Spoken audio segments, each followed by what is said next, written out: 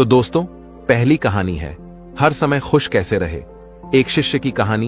यह कहानी है एक बुद्धिस्ट साधु की और एक गरीब व्यक्ति की। यह कहानी आपको बताएगी कि कैसे हर परिस्थिति में खुश रहे। एक जंगल में एक संत रहता था। इस संत के आश्रम में कई सारी गाय थी। एक दिन इस संत के पास एक गरीब व्यक्ति आया और उसने संत से कहा कि मेरे पास रहने के लिए कोई जगह नहीं है और कई दिनों से मैं भूखा हूं। आप मुझ पर अपनी कृपा करो और मुझे अपना शिष्य बना लो ताकि मैं आपके साथ आपके आश्रम में रह सकूं। संत ने इस गरीब व्यक्ति की बात मान ली और उसे अपना शिष्य बना लिया। संत ने उसे एक गाय दे दी और कहा कि तुम इस गाय की सेवा करो तथा इससे मिलने वाला दूध केवल तुम्हारा ही होगा। इसके अलावा रोज तुम 2 बार भगवान के नाम का जाप भी किया करो। संत की बात को मानते हुए शिष्य ने गाय की सेवा करनी शुरू कर दी और रोज भगवान का नाम लिया करता था। गाय से मिलने वाला दूध शिष्य खुद ही पी जाता था। आश्रम में रहकर शिष्य काफी खुश था और एक दिन उसने संत का धन्यवाद करते हुए उनसे कहा कि आपकी वजह से ही मेरा जीवन सुखी हो पाया है। संत मुस्कुराकर बोले, यह तो अच्छा है, लेकिन उसके कुछ दिन बाद ही गायक हो गई। गायक होने के कारण शिष्य को दूध नहीं मिल रहा था, जिसकी वजह से उसने पूजा करना भी छोड़ दिया और दुखी रहने लग गया। शिष्य ने संत से मुलाकात की और संत को बताया कि उसकी गायक ख हो गई है, जिसकी वजह से उसका मन मंत्र जाप में भी नहीं लग रहा और वह कई दिनों से दुखी है। यह बात सुनकर संत ने कहा, यह भी अच्छा है। कुछ समय बाद शिष्य को गाय वापस मिल गई और वह फिर से खुश रहने लग गया। शिष्य ने यह बात संत को बताई। संत ने गाय मिलने की बात सुनकर कहा, यह तो अच्छा है। यह सुनते ही शिष्य हैरान हो गया और उसने संत से कहा, मेरे जीवन की हर परिस्थिति में आप अच्छा है, यही क्यों कहते हैं? संत ने जवाब देते हुए कहा, सुखी और सफल जीवन पाने के लिए सुख हो या दुख, हर समय प्रसन्न रहना चाहिए। जीवन में आई बुरी स्थिति में अपने आप को दुखी नहीं रखना चाहिए। जब हम हर समय खुश रहते हैं तब जीवन से दुख का अनुभव स्वतः खत्म हो जाता है। संत की यह बात सुन शिष्य को समझ आ गया कि जीवन में चाहे कैसी भी परिस्थिति क्यों ना हो, हमें सदैव प्रसन्न ही रहना चाहिए। ऐसा करने से दुख महसूस नहीं होता और खुशी के साथ जीवन कट जाता है। तो दोस्तों, चलिए बढ़ते हैं हमारी दूसरी कहानी की तरफ। दूसरी कहानी है साधु और राजा की कहानी। बहुत समय पहले की बात है। एक राज्य में एक दयालु राजा राज्य करता था। वह प्रजा का तैशी था। प्रजा का हित उसके लिए सर्वोपरि था। वह हमेशा इस प्रयास में रहता कि उसकी प्रजा को कोई समस्या, कोई परेशानी ना हो, सभी सुख चयन का जीवन बसर करें। उसके शासन में प्रजा प्रसन्नता और सुख से जीवन व्यतीत कर रही थी। राजा वेश बदलकर राज्य भ्रमण पर निकलता और प्रजा की स्थिति के बारे में पता करता। यदि उसे पता चलता कि प्रजा किसी प्रकार के कष्ट में है तो वह उन कष्टों को दूर करने का प्रयास करता। एक बार वह इसी प्रकार वेश बदलकर राज्य भ्रमण पर निकला। भ्रमण करते करते वह एक जंगल से गुजरा और रास्ता भटक गया। उसके सैनिक पीछे छूट गए और वह अकेला रह गया। रास्ता ढूंढता हुआ वह एक स्थान पर पहुंचा। उसने देखा कि वहां एक कुटिया बनी हुई है।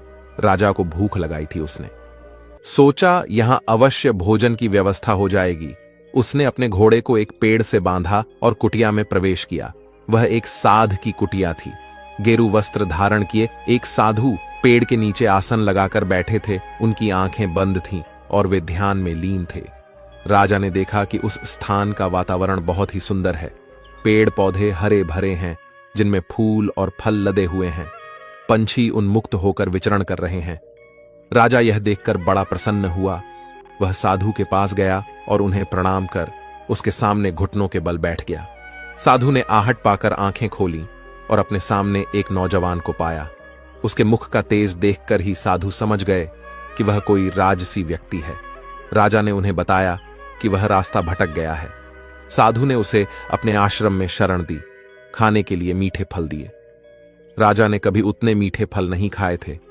उसके चकित होकर पूछा, गुरुवर, आज तक मैंने इतने मीठे और स्वादिष्ट फल नहीं खाए।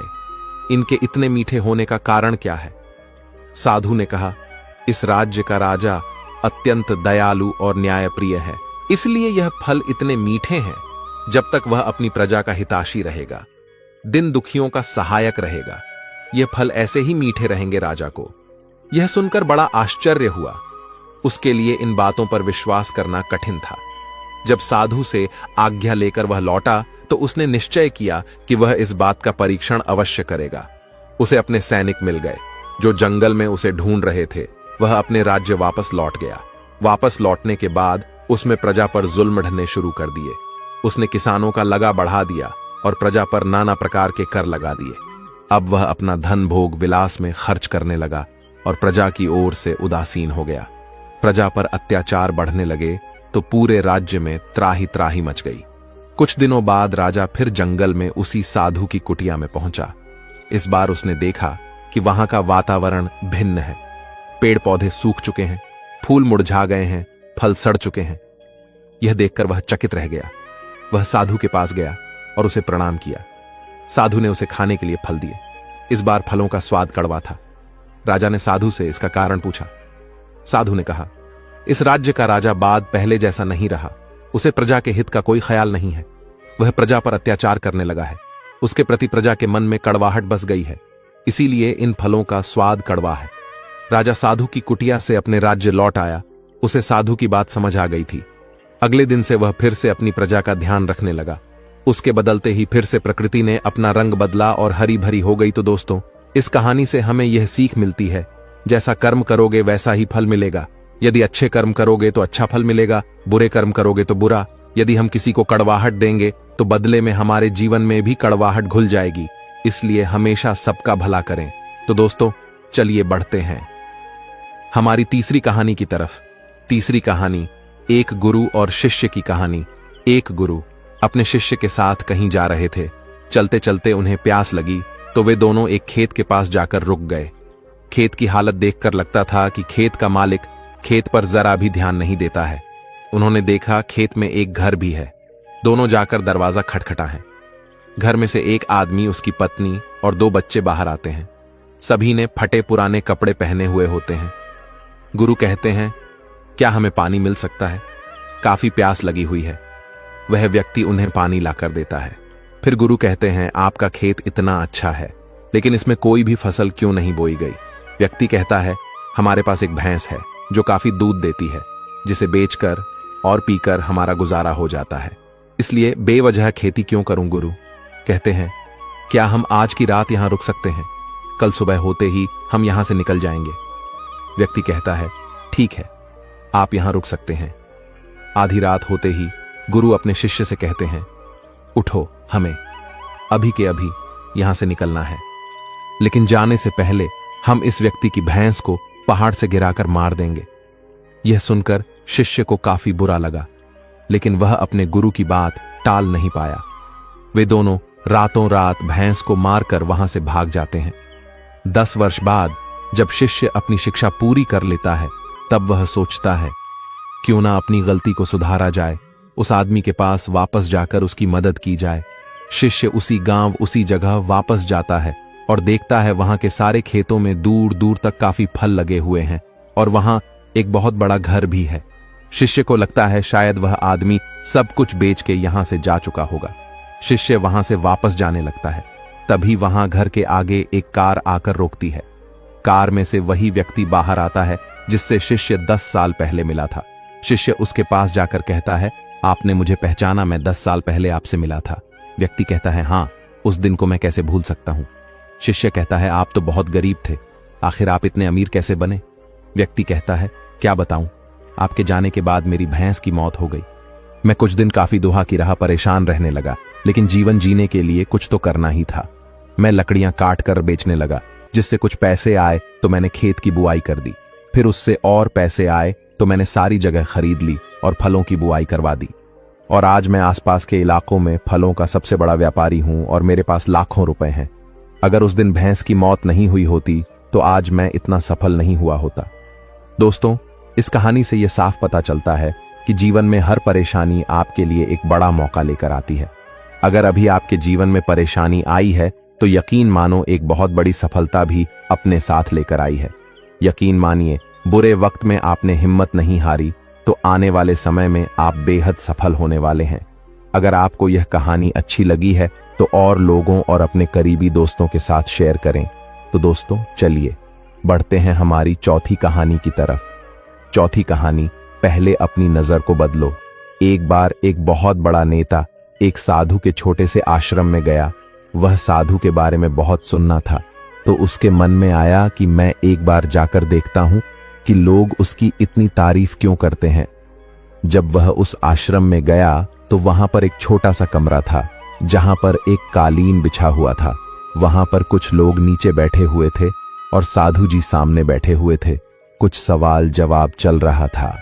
वह नेता उस आश्रम में आया और उस नेता के साथ में 4 बॉडीगार्ड भी थे, और उसकी यह आदत थी कि जहां पर भी वह जाता था लोग अपनी जगह से खड़े टेढ़े हो जाते थे और उसकी तरफ देखते थे, हाथ जोड़ते थे और सर झुकाते थे। लेकिन यहां पर ऐसा कुछ भी नहीं हुआ। साधु व्यस्त होने के कारण उसकी तरफ देखा तक नहीं।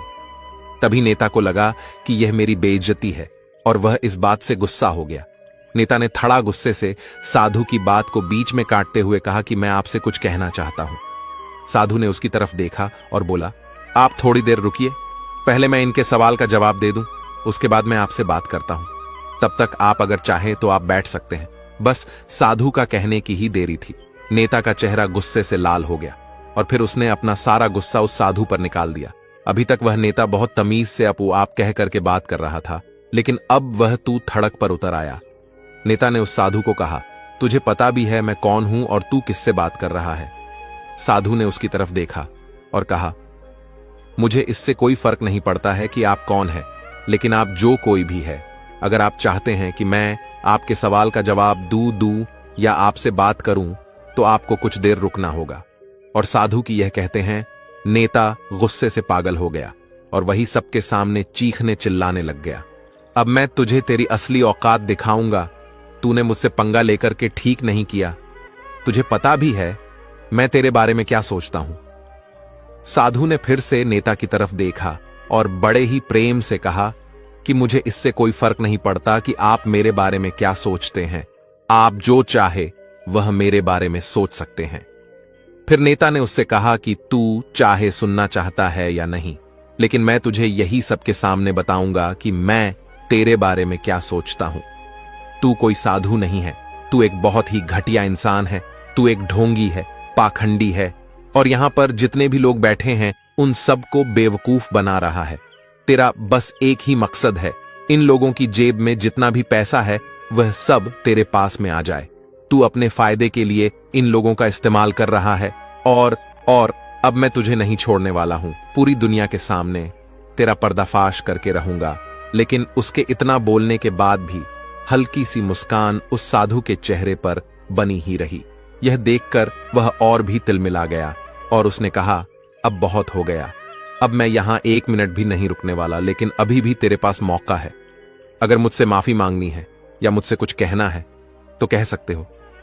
इतना सब होने के बाद भी साधु के चेहरे पर एक मुस्कान थी और वह बिल्कुल शांत था। और फिर उन्होंने अपनी आंखें बंद करी और फिर साधु ने अपनी आंखें खोली, हाथ जोड़े और कहा कि मुझे आपसे कोई गिला शिकवा नहीं है। आपके लिए मेरे मन में कोई भी गलत ख्याल नहीं है। जो भी मेरे बारे में आपने कहा वह आपकी अपनी सोच थी, तो मुझे आप में कोई भी बुराई नजर नहीं आती है। मुझे आप बहुत ही भले इंसान लग रहे हैं। और साधु के इतना कहते ही नेताजी का दिमाग 7वें आसमान पर पहुंच गया। उसके चेहरे पर एक अजीब सी खुशी थी, क्योंकि उस साधु ने वही कहा जो बाकी सब लोग उस नेता को कहते हैं।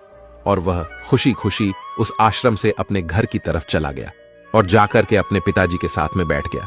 उसके पिताजी ध्यान में थे। उन्होंने पूरी जिंदगी सिर्फ लोगों की सेवा करी और बदले में कुछ भी उम्मीद नहीं किया। तो थोड़ी देर बाद जब उन्होंने अपनी आंखें खोली और देखा अपने बेटे को अपने साथ बैठे हुए, तो उनके बेटे के चेहरे पर आज एक अजीब सी खुशी थी जो आज से पहले उन्होंने कभी नहीं देखी थी।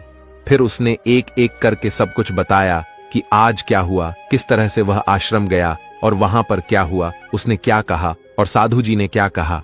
जब उसके पिताजी ने पूरी बात सुनी तो थोड़ा सा मुस्कुराए और अपने बेटे को देख करके बोले कि उन्होंने तुम्हारी तारीफ नहीं करी, क्योंकि उन्होंने वह नहीं कहा कि जो तुम हो, उन्होंने वह कहा कि जो वह खुद है। और तुमने जो भी कुछ उनको कहा वो नहीं कहा कि जो वह है, बल्कि तुमने वह कहा जो तुम खुद हो। यही बात वेदों में भी कही गई है, यथा दृष्टि तथा सृष्टि।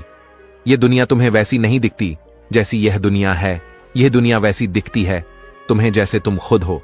जिसकी नजर जैसी है उसके लिए यह दुनिया वैसी ही है।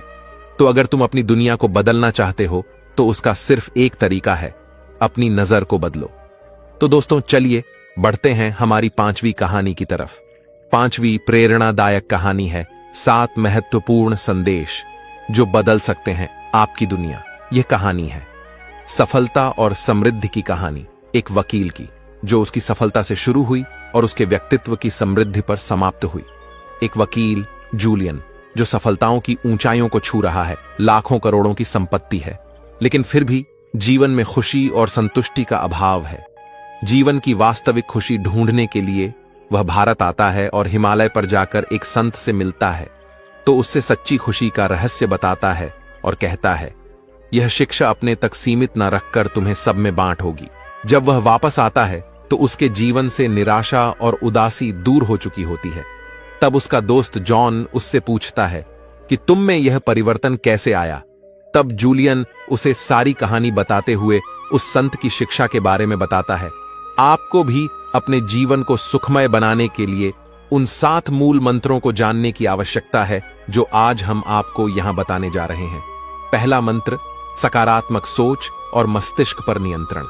आप अपने आसपास सकारात्मकता तभी महसूस कर सकते हैं जब यह आपके भीतर मौजूद हो।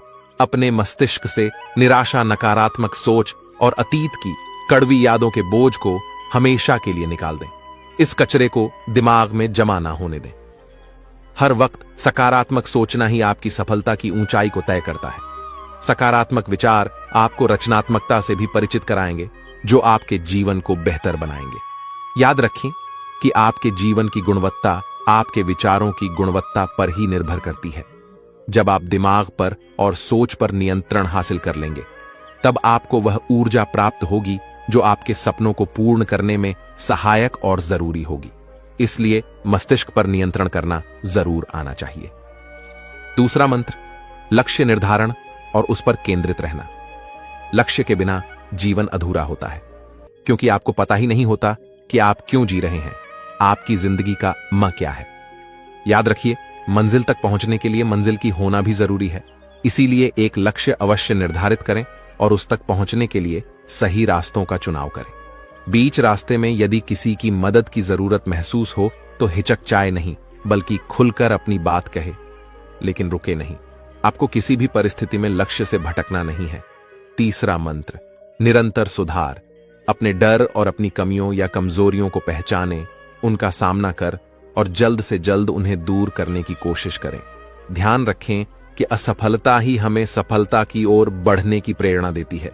इसीलिए अपनी गलतियों से हार ना माने, बल्कि उनसे सीखें और आगे बढ़े। ज्ञान कभी पूर्ण नहीं होता, इसलिए हमेशा हर चीज से कुछ ना कुछ सीखते रहना चाहिए। चौथा मंत्र, आत्मसंयम और अनुशासन। सुखद जीवन के लिए चौथी सबसे महत्वपूर्ण चीज है अनुशासन और आत्मसंयम। यह आपके व्यक्तित्व को मजबूत प्रदान करती है। इसलिए अपने आप को अनुशासित करें और संयमित जीवन जिए। अंदर की जिज्ञासा को कभी मरने ना दें, क्योंकि यही जिज्ञासा कुछ नया करने, नया सीखने के लिए आपको हमेशा प्रेरित करेगी। पांचवा मंत्र, वक्त की कद्र करें। कल करे सो आज कर, आज करे सो अब पल में परलय होएगी, बहुरी करेगा कब। कबीर दास जी हमें अपने इस दोहे से सीखते गए हैं कि जो काम कल करना चाहते हो वह आज ही कर लेना चाहिए, बल्कि अभी ही कर लेना चाहिए। दोस्तों, बीता हुआ समय कभी लौट कर नहीं आता, इसलिए उसकी अहमियत समझिए और समय का सदुपयोग करें। अभी बहुत समय है, अभी बहुत समय है। यही सोचते सोचते हम अपना कीमती समय बिता देते हैं। सबसे पहले तो काम को टालने की बुरी आदत से बचें, क्योंकि इससे आप अपना काफी समय बर्बाद कर देते हैं। प्राथमिकताएं तय करें और उसी अनुसार अपना हर काम करें। छठा मंत्र, सकारात्मक व्यक्तित्व रखें। बुरे वक्त में अगर कोई चीज काम आती है तो वह है आपका सकारात्मक व्यक्तित्व। हमेशा याद रखें कि अभी भी कुछ नहीं बिगड़ा है। सकारात्मक सोचना शुरू करें। जो बीत गई वह बात गई, लेकिन आज का समय केवल आपका है। इस पर केवल आपका ही नियंत्रण है। साथ ही स्वार्थ की भावना से बचते हुए दूसरों की भी मदद जरूर करें। दूसरों की मदद करके जिस खुशी और संतुष्टि का अनुभव आप करेंगे वह लाखों रुपयों की कमाई से भी बढ़कर होगा। सातवां मंत्र, अपने आज को भरपूर जिए। यकीन मानिए, छोटे छोटे पलों में खुशियां ढूंढ लेंगे तो ही बड़ी खुशियां प्राप्त कर पाएंगे। हर पल में कुछ नया ढूंढे, हर पल को जिंदा दिली से जिए और हर पल का जश्न मनाएं। चाहे वह दोस्तों के साथ घूमने हो, पत्नी के साथ चाय पर गपशप हो या प्रेमिका के साथ। रूठना मनाना हो, हर वक्त को एंजॉय करें। आज के बिताए हुए खुशनुमा पल ही भविष्य की सुनहरी यादें बनकर हमें खुश करते हैं। अपनी खुश को दीपक कि वह लौ मानिए जिसे आपको बुझने नहीं देना है। ध्यान रखें कि हमारी खुशियों की चाबी केवल हमारे पास होती है। असफलताओं से शिक्षा लेकर, कड़वे अनुभव को शिक्षक मानकर, दिल में केवल अच्छी यादें बसाकर बस आगे बढ़ते जाइए। तो दोस्तों चलिए बढ़ते हैं हमारी छठी कहानी की तरफ। छठी कहानी है, जब तक अच्छी बातों को अपने जीवन में नहीं उतारेंगे तब तक इनसे कोई लाभ नहीं मिलेगा। बुद्ध से एक व्यक्ति ने कहा कि तथागत, मैं रोज आपके प्रवचन सुन रहा हूं, लेकिन मुझे इसका कोई लाभ नहीं मिला। एक व्यक्ति गौतम बुद्ध का प्रवचन सुनने रोज आया करता था और बड़े ढेर ध्यान से उनकी बातें सुनता था। बुद्ध अपने प्रवचनों में लालच, मोह, बैर और अहंकार छोड़कर जीवन में सुख शांति बनाए रखने की बातें किया करते थे। एक दिन वह व्यक्ति गौतम बुद्ध के पास आया और बोला कि तथागत, मैं लगभग 1 माह से आपके सभी प्रवचन सुन रहा हूं, क्षमा करें, उनका मुझ पर कोई असर नहीं हो रहा। आपकी कही गई हर एक बात सत्य है, लेकिन फिर भी मुझ पर इनका कोई असर नहीं हो रहा है। इसका क्या कारण है? क्या मुझ में कोई कमी है? गौतम बुद्ध ने शांति से उसकी बातें सुनी और उस व्यक्ति से पूछा कि तुम कहां रहते हो? उस व्यक्ति ने उत्तर दिया कि मैं श्रावस्ती में रहता हूं। बुद्ध ने पूछा, यह जगह यहां से कितनी दूर है? उस व्यक्ति ने जगह की दूरी बताई। इसके बाद बुद्ध ने फिर पूछा, तुम वहां कैसे जाते हो? व्यक्ति ने बताया कि कभी ढे पर कभी बैलगाड़ी पर बैठकर जाता हूं। बुद्ध ने फिर पूछा कि तुम्हें वहां पहुंचने में कितना समय लगता है? व्यक्ति ने पहुंचने का समय भी बता दिया। इसके बाद बुद्ध ने अंतिम प्रश्न पूछा कि क्या तुम यहां बैठे बैठे ही श्रावस्ती पहुंच सकते हो? इस प्रश्न के जवाब में व्यक्ति ने कहा कि तथागत, यह कैसे हो सकता है? इसके लिए तो चलना पड़ेगा, तभी मैं वहां पहुंच सकता हूं। बुद्ध ने कहा कि सही बात है, हम चलकर ही हमारे लक्ष्य तक पहुंच सकते हैं। ठीक इसी प्रकार जब तक हम अच्छी बातों का पालन नहीं करेंगे, उन पर चलेंगे नहीं, तब तक हम पर प्रवचनों का कोई असर नहीं होगा। व्यक्ति को बुद्ध की बातें समझ आ गईं और उस दिन के बाद उसने भी बुद्ध के बताए मार्ग पर चलना शुरू कर दिया। दोस्तों, मैं उम्मीद करता हूं कि यह कहानी सुनने से आपके जीवन में अच्छे बदलाव आए होंगे। मन स्थिर हो जाएगा, बात बात पर गुस्सा करना भी छोड़ दोगे और खुद को सुधारने की इच्छा पैदा होगी। बस आपको अकेले रहना सीखना होगा, क्योंकि जो व्यक्ति अकेला रहता है वह शांत रहना सीख जाता है और उसके मन से सारी वासनाएं खत्म हो जाती हैं। इसलिए जो व्यक्ति अकेला रहता है वह जल्द ही कामयाब होता है। इसके पीछे का रहस्य हम आज के इस वीडियो में कहानियों के माध्यम से जानेंगे, तो बिना देर किए चलिए उन कहानियों की शुरुआत करते हैं। पहली कहानी, एक बार एक गुरु और शिष्य एक सुनसान जंगल से गुजर रहे थे। तभी शिष्य अपने गुरु से एक सवाल करता है, गुरुजी, ऐसा क्या होता है? कुछ लोगों के पास कुछ भी नहीं होता, लेकिन फिर भी वह सुखी रहते हैं, आनंद में रहते हैं, और कुछ लोगों के पास सब कुछ होते हुए भी उदासी उनके चेहरे से साफ दिखाई देती है। गुरु ने एक मुरझाए हुए फूल की तरफ इशारा करते हुए अपने शिष्य से कहा कि यह सोचने की और समझने की बात होती है।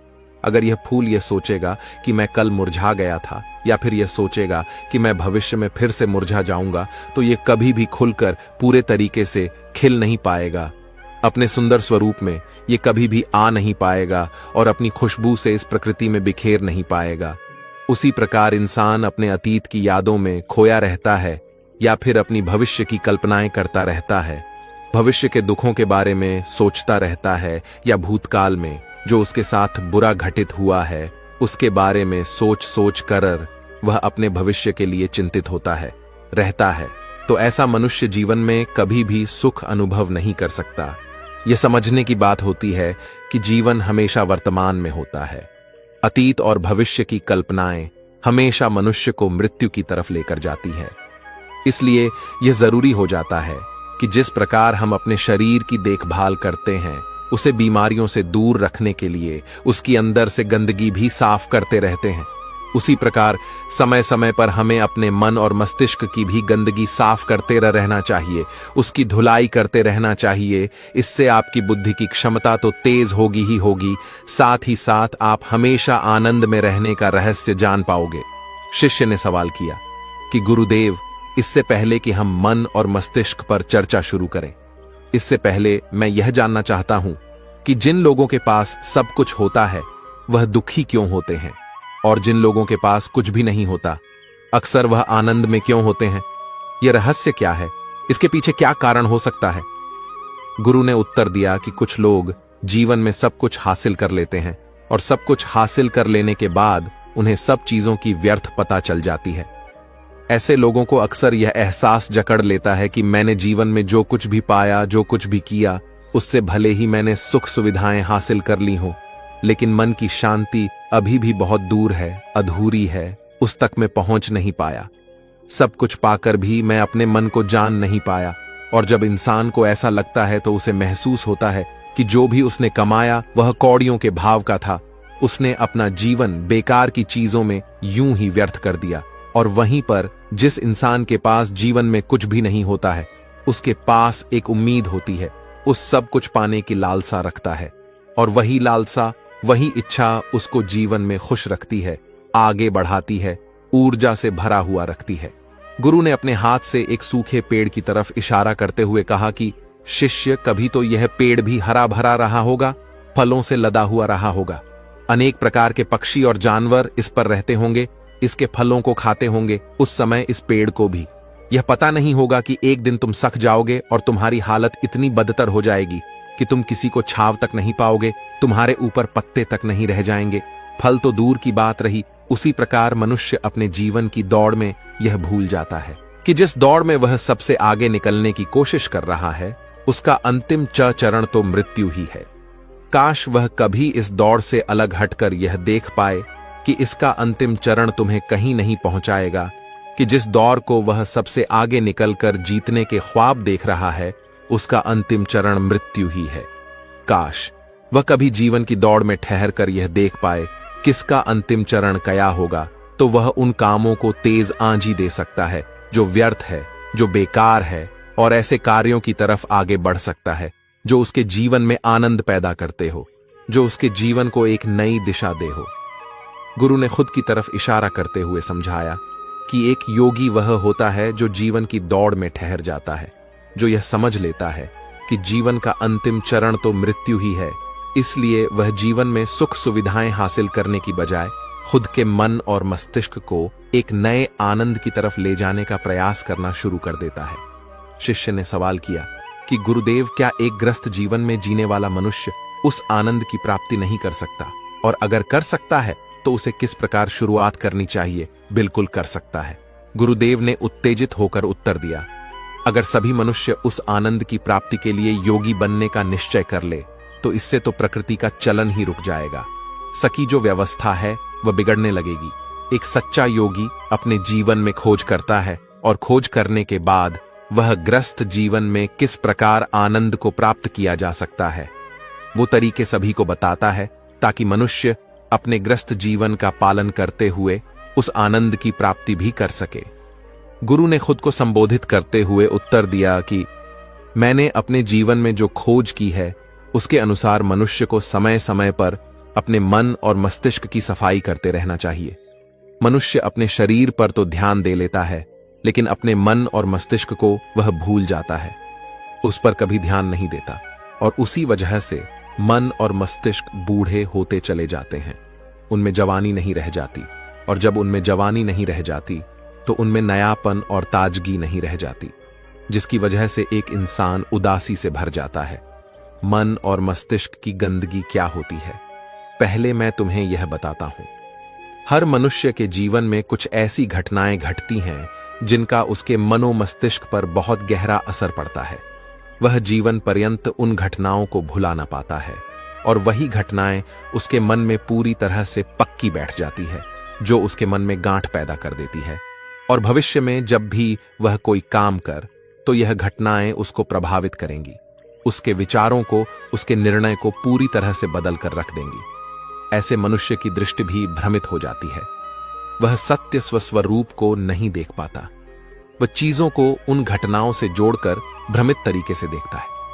उदाहरण के लिए, अगर किसी बुरी आंखों वाले आदमी ने आपको धोखा दिया, तो अब जीवन प्रयत बुरी आंखों वाले आदमी को हमेशा धोखेबाज समझते रहेंगे। उस पर कभी पूर्ण रूप से विश्वास नहीं कर पाएंगे। लेकिन समझने की बात यह होती है कि जिस इंसान ने आपको धोखा दिया, वो धोखा आपको बुरी आंखों से नहीं मिला, वो उस इंसान के स्वभाव से मिला। लेकिन उस इंसान के स्वभाव से हमारे दिमाग में उसका एक चित्र छप गया, उसकी एक छवि बन गई, और वह छवि दूसरे आदमी से जब हम संपर्क करते हैं तो बीच में एक दीवार की तरह खड़ी हो जाती है, और इसी वजह से दो लोगों के बीच प्रगा संबंध स्थापित नहीं हो पाते।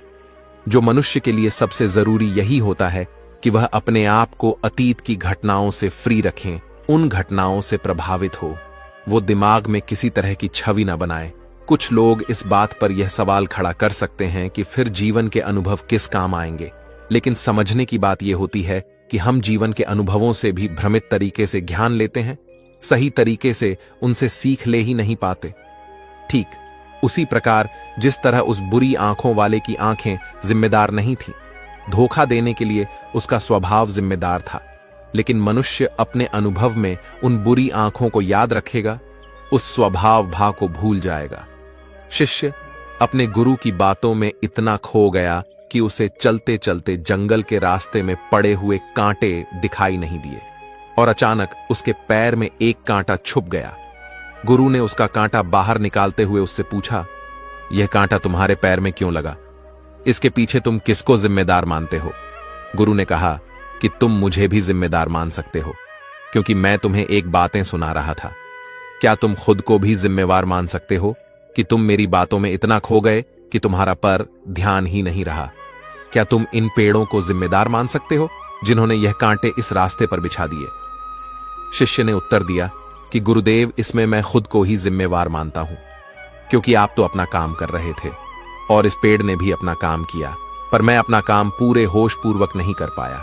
अगर मैं चलने पर ध्यान लगाए रहता, अगर मैं आपकी बातों में पूरी तरह से खो नहीं जाता, तो मुझे यह कांटा कभी नहीं लगता। इसमें पूरी तरह से मेरी ही गलती थी।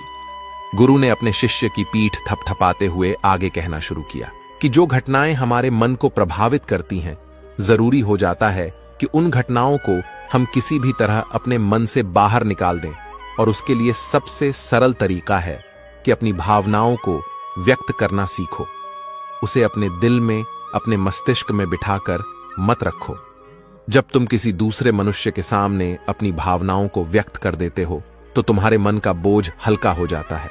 कुछ लोगों का स्वभाव ऐसा होता है कि वह अपने मन की बात किसी को नहीं बताते। ऐसे लोग अवसर अपने अंदर ही अंदर दुखी होते रहते हैं, लेकिन वह अपने मन की बात किसी दूसरे आदमी के सामने नहीं बताते। इसके उलट कुछ लोग ऐसे भी होते हैं जो अपने मन में किसी भी बात को रख नहीं पाते। उनके साथ कुछ भी अच्छा या बुरा होता है, वह अपने मन की बात, अपनी भावनाओं को दूसरों के सामने व्यक्त कर देते हैं। और तुमने खुद महसूस किया होगा कि जो लोग अपने मन की भावनाओं को व्यक्त कर देते हैं, वह जीवन में ज्यादा आनंदित रहते हैं। कभी भी प्राकृतिक रूप से आ हुए वेग को रोकना नहीं चाहिए। जिस वेग को हम रोकने की कोशिश करते हैं, वह वेग हमें अंदर से ही खाने लग जाता है। अगर तुम्हारा मन किसी बुरी घटना पर रोने का हो रहा है, तो चीख चीख कर रो, अपने आप को रोको मत। उस वेग को पूरी तरह से बाहर आने दो। अगर किसी दूसरी घटना पर तुम्हारा मन खुश होने का, आनंदित होने का हो रहा है, तो पूरी तरह से नाचो गाओ, जिससे कि तुम उस वेग को बाहर निकाल सको। और जब वह वेग अपनी पूरी गति के साथ बाहर आ जाता है, पीछे छोड़ आता है एक खालीपन, एक अकेलापन, एक शांति, एक मौन, एक अनुभूति। गुरु ने शिष्य को समझाते हुए बताया कि जिस प्रकार तेज रफ्तार से चलता हुआ पानी अपने वेग से आने वाली सभी बाधाओं को तोड़ देता है, उसी प्रकार हमारे अंदर भावनाओं का उठने वाला अगर बाहर नहीं निकाला गया, अगर हमने बांध बनाने की कोशिश की, तो वह उस बांध को तोड़ देगा, और उस बांध को तोड़ने के बाद उसका कचरा हमारे मन के अंदर ही ठहर जाएगा, जो हमारे मन को दूषित कर देगा, उसको गंदगी से भर देगा। अक्सर मनुष्य अपने मन में किसी घटना को दबाकर इसलिए रखता है कि वह सोचता है कि अगर सामने वाले को इस घटना के बारे में पता चला तो वह पता नहीं मेरे बारे में क्या सोचेगा। इसी विचार की वजह से वह अंदर ही अंदर खुद दुखी होता रहता है, लेकिन सामने वाले को वह कुछ भी नहीं बताता। लेकिन एक बार अगर वह हिम्मत कर सकता है, शुरुआत कर सकता है, जो उसका पूरा जीवन परिवर्तित हो सकता है। एक बार अगर उसके दिमाग की आदत बन गई तो वह जीवन भर अपनी भावनाओं को दूसरों के सामने व्यक्त करने से हिचकिचाना नहीं। और अपने दिमाग की यह आदत हम 21 दिनों में पैदा कर सकते हैं। 21 दिनों तक अगर सही तरीके से हम अभ्यास करें तो हमारा दिमाग पूरी तरह से भावनाओं से मुक्त हो जाएगा। यह 21 दिनों का अभ्यास इस प्रकार है। किस दिनों तक? सबसे पहली बात जो याद रखनी है कि अपने मन में किसी भी बात को दबाकर नहीं रखना है। अगर हम किसी मनुष्य के बारे में अच्छा सोचते हैं तो हम उसे व्यक्त करें, अगर बुरा भी सोचते हैं तो उसे भी व्यक्त करें। परिणाम भूल जाएं कि परिणाम क्या होंगे। सिर्फ अपने दिमाग की ढुलाई करने पर विश्वास रखें। इससे आपके अंदर एक अद्भुत साहस पैदा होगा। जब आप किसी मनुष्य के बारे में वह सब बता पाएंगे जो आप उसके बारे में सोचते हैं, तो आप खुद सोचिए कि आपका खुद के ऊपर विश्वास कितना ज्यादा बढ़ जाएगा। आपके मन के सारे डर खत्म हो जाएंगे। हो सकता है कि इसमें आपको चुनौतियों का सामना करना पड़े, लेकिन जहां पर चुनौती नहीं होती वो कुछ अभ्यास भी नहीं होता। अभ्यास हमेशा चुनौतियों से भरा होना चाहिए। इससे आप सत्य वचन बोलने का अभ्यास भी कर पाएंगे। अक्सर हम दूसरों को प्रभावित करने के लिए वह सब बोलते हैं जो उन्हें अच्छा लगता है, लेकिन वह नहीं बोलते जो हम उनके बारे में सचमुच में सोचते हैं। और यही हमारी सबसे बड़ी भूल हो जाती है। इससे हमारा पूरा अस्तित्व झूठ बनकर रह जाता है। और अपनी भावनाओं को व्यक्त करते समय यह भी जरूर ध्यान रखें कि आपके अंदर जो भावनाएं उस इंसान के प्रति उठ रही हैं, उनके पीछे का मूलभूत कारण क्या है। उदाहरण के लिए, जब एक नौकर अपने मालिक के लिए कोई काम करता है और वह काम अच्छे से नहीं कर पाता है, तो मालिक उसे डांट फटकार देता है, जिससे उसके अंदर उसके प्रति क्रोध की भावना यह उठती है। लेकिन समझने की बात यह होती है कि मालिक तो आपको कहेगा ही, वह तो डांटे ही। अगर आप काम अच्छे से नहीं करेंगे, तो अगर आप काम अच्छे से कर रहे हैं और फिर भी आपका मालिक आपके साथ अच्छा रण नहीं कर रहा है, तो आप खुलकर अपने मालिक को अपनी भावनाएं व्यक्त कर सकते हैं, बिना यह सोचे कि इसका परिणाम क्या होगा। अगर आप इस भावना को उठाएंगे तो आप अपनी नजरों में खुद ही नीचे गिरने लग जाएंगे। आपका आत्मविश्वास बिल्कुल खत्म हो जाएगा। दूसरा अभ्यास जो तुम्हें 21 दिनों तक करना है वह यह है कि जो भी घटनाएं तुम्हारे साथ घटित होती हैं, कम से कम जीवन में एक इंसान ऐसा होना चाहिए जिसके सामने तुम अपने दिल की बात रख सको। चाहे अच्छी बात हो चाहे बुरी बात हो, वो सब बातें तुम बिना कुछ सोचे विचारे, बिना इस डर से कि वो इंसान तुम्हारे बारे में क्या सोचेगा, तुम उस इंसान को अपनी सारी बातें बता सको और वह इंसान तुम्हारी सारी बातें सुनने के बाद तुम्हारे लिए कोई छवि पैदा न करे। ऐसे इंसान अपने जीवन में खोजो और उनके सामने अपनी सारी भावनाएं व्यक्त करने की कोशिश करो।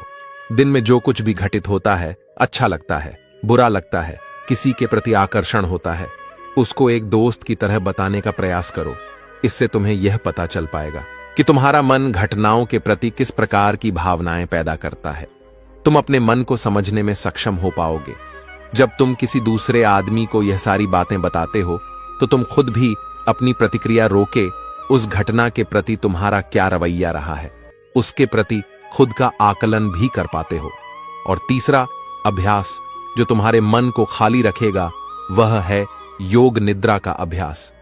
योग निद्रा किस प्रकार लेनी है, किस प्रकार उसका अभ्यास करना है, वह वीडियो इस वीडियो के खत्म होते ही चल जाएगी। जिन लोगों को वह सुनना है तो आप उसको सुन सकते हैं। यह चर्चा खत्म होते होते गुरु और शिष्य उस जंगल को पार करके अपने आश्रम में पहुंच चुके थे। तो दोस्तों, उम्मीद करता हूं आपको इस कहानी से एक अच्छी सीख मिली होगी। तो दोस्तों, अब चलिए हमारे दूसरे कहानी की शुरुआत करते हैं। प्लस दूसरी कहा प्राचीन समय की बात है। एक समुद्र के किनारे एक गुरु अपना आश्रम बनाकर रहता था। हजारों शिष्य उनसे ज्ञान ग्रहण करने के लिए दूर दूर से उनके पास आकर रहते थे। गुरु का ज्ञान देने का तरीका भी बड़ा ही अनूठा था। शुरुआत में वह अपने शिष्यों को उपदेशों के माध्यम से ज्ञान देते थे। उसके बाद वह अपने शिष्यों को उस ज्ञान का अनुसरण करने के लिए कहते थे, उस ज्ञान को अपने व्यावहारिक जीवन में उतारने को कहते थे। उसके एक बार उस आश्रम में एक सम्राट अपने बेटे को लेकर पहुंचा। उस सम्राट ने उस गुरु से प्रार्थना की कि आप मेरे बेटे को अपने आश्रम में रहने दें और अपने तरीके से उसे ज्ञान दें। से इस आश्रम में बिल्कुल भी ऐसा नहीं लगना चाहिए कि वह किसी सम्राट का बेटा है। उसे बिल्कुल साधारण शिष्यों की तरह ही ज्ञान देने की कृपा करें। गुरु ने मुस्कुराते हुए कहा कि सम्राट ज्ञान इसी तरीके से लिया जा सकता है। अगर तुम अपने आप को दूसरों से बड़ा समझोगे तो तुम ज्ञान ग्रहण नहीं कर पाओगे।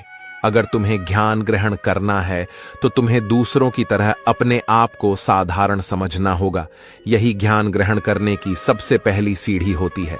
तुम निश्चिंत रहो, आज से तुम्हारे बेटे की जिम्मेदारी मेरे कंधों पर रही। यह कहकर गुरु सम्राट के बेटे को अपने साथ लेकर समुद्र के किनारे टहलने के लिए निकल गए।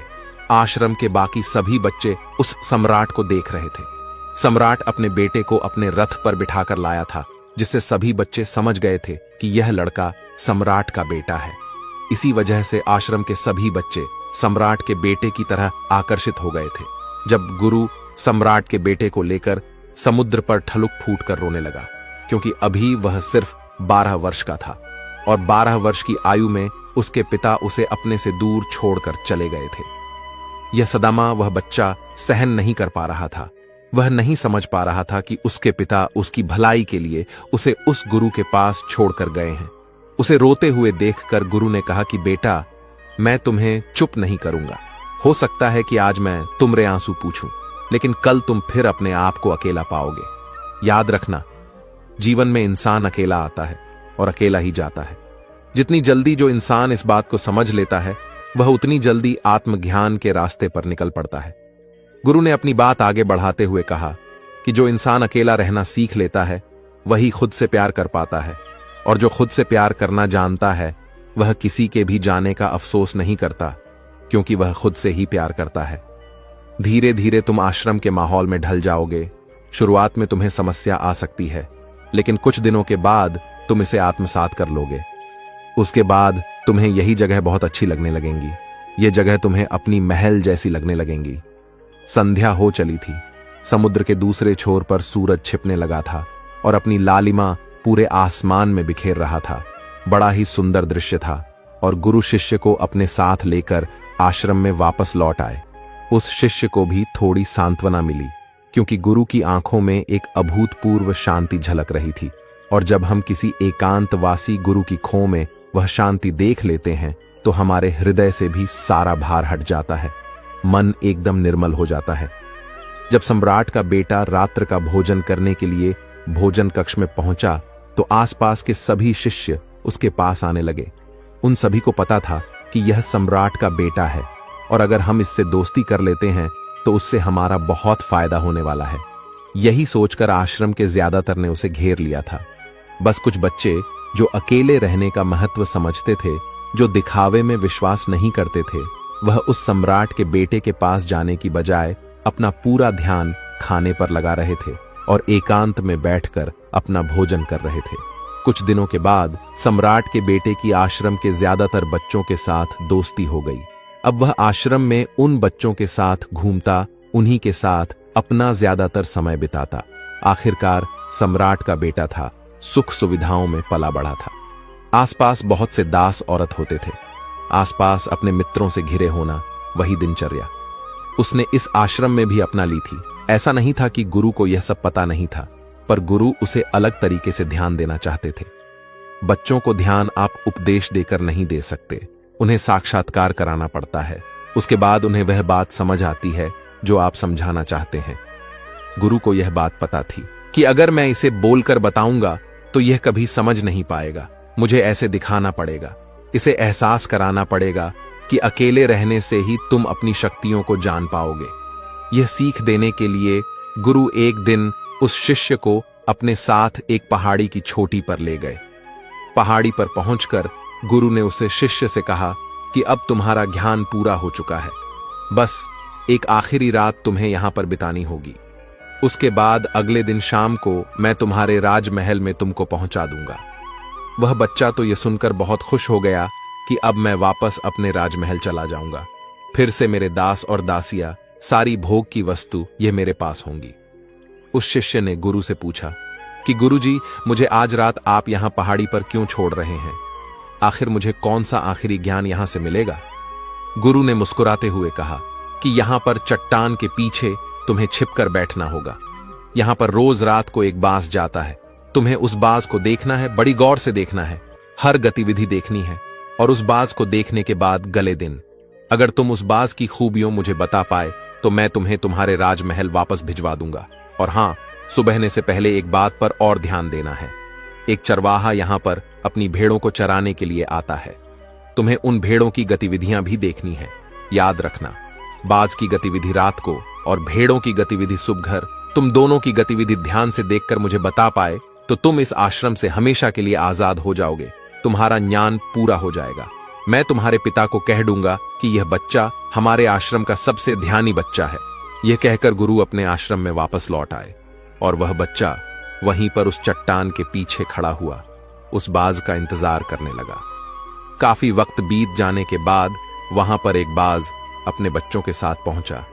सम्राट के बेटे ने पूरी रात उस बाज की गतिविधि बड़े ही ध्यानपूर्वक देखी और सुबह होने के बाद जब चरवाहा वहां पर अपनी भेड़ों को लेकर पहुंचा तो उसने एक अभूतपूर्व दृश्य देखा।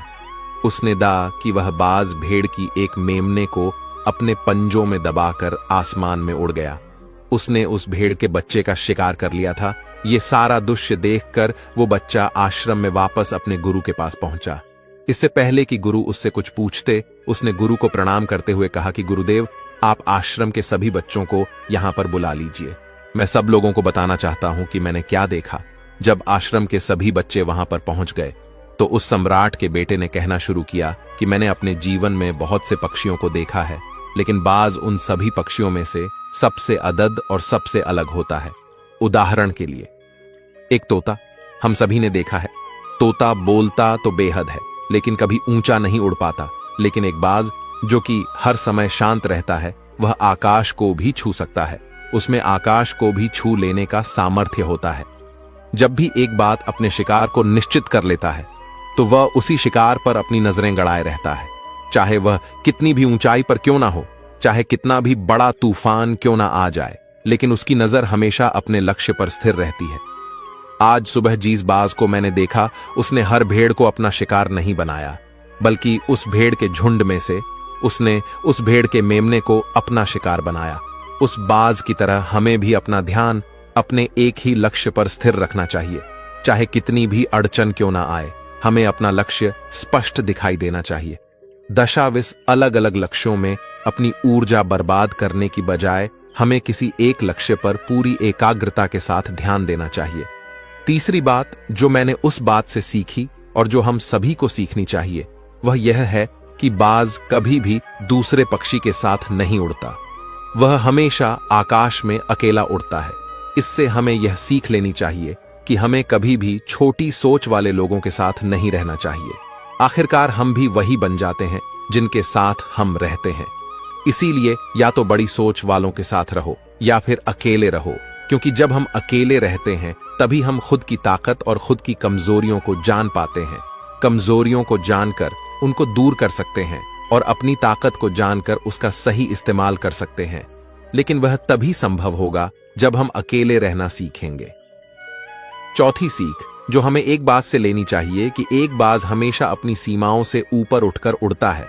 जब तूफान आता है तो हर एक पक्षी अपने घोंसले की तरफ भागता है, खुद को छुपाने की जगह ढूंढता है। लेकिन बाज ऐसा कुछ भी नहीं करता। वह खुद की सीमाओं को तोड़कर बादलों से भी ऊपर उड़ने का प्रयास करता है। हवा उसे थपेड़े मारती है, पंख उसके बाहरी हो जाते हैं, पानी और धूल की वजह से उसे कुछ दिखाई नहीं देता, लेकिन वह फिर भी आसमान की तरफ उड़ता रहता है और अंततः बादलों से भी ऊपर निकल जाता है और वहां तब तक उड़ता रहता है जब तक मौसम ठीक नहीं हो जाता। अपनी सीमाओं को सिर्फ इसलिए तोड़ पाता है क्योंकि वह समस्या के आने पर उससे घबराता नहीं है, उससे डर कर बचने का प्रयास नहीं करता, बल्कि एक सकारात्मक नजरिए के साथ उसका सामना करता है। जीवन में चाहे कितनी भी अड़चनें क्यों ना आए, हमें उन अड़चनों से लड़ना चाहिए, ना कि उनसे डर कर कहीं छुप कर बैठना चाहिए। बहादुर तो वह लोग होते हैं जो तूफानों से टकरा जाते हैं।